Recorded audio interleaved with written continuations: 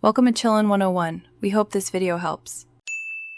You'll begin by powering down and unplugging the Xbox One. This prevents shorting and resets internal latch tension.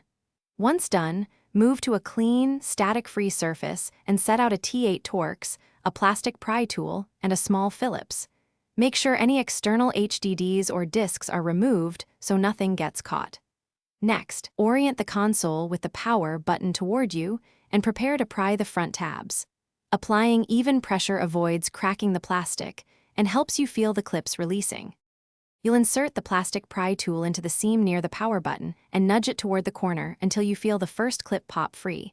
This controlled pressure prevents cracking. Then continue along the top edge, popping clips one after another from left to right so the stress distributes evenly across the plastic. Avoid using metal tools because they can gouge the bezel.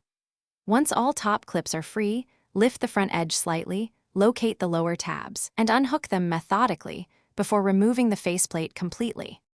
With the faceplate off, place it on a soft cloth and inspect each clip for cracks or wear. Cleaning the contact surfaces with compressed air removes dust that prevents secure reattachment. To reinstall, align the bottom tabs into their slots first and then press the top edge until each clip audibly snaps into place. This ensures a flush fit.